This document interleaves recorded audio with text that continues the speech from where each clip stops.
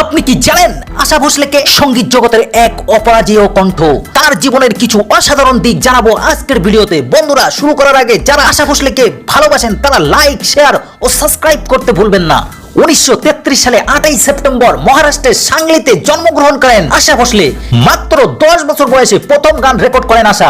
1943 সালে মারাঠি ছবি মাঝাবাল এর মাধ্যমে তার সঙ্গীত জীবনের শুরু। আশা ভোসলে বলিউডের অসংখ্য জনপ্রিয় গান গেয়েছে। তার গাওয়া উল্লেখযোগ্য গানগুলির মধ্যে রয়েছে প্রিয়া তু আব তো আজা, ইয়ে মেরা দিল এবং চুরা লিয়া হ্যায় তুমনে। আশা ভোসলে তার সঙ্গীত জীবনে বহু পুরস্কার ও সম্মান লাভ করেছেন। তিনি পদ্মভূষণ ও দাদা সাহেব ফালকে পুরস্কার সহ অসংখ্য সম্মাননায় ভূষিত হয়েছেন। আশার কণ্ঠে ছিল এক অনন্য বৈচিত্র্য যা বিভিন্ন ধারার গানকে সমৃদ্ধ করেছে। তার কণ্ঠের সুর যেন সোনালী মধুর। কি আপনার সবচেয়ে কোন গানটি ভালো লাগে? কমেন্ট করে অবশ্যই জানাবেন।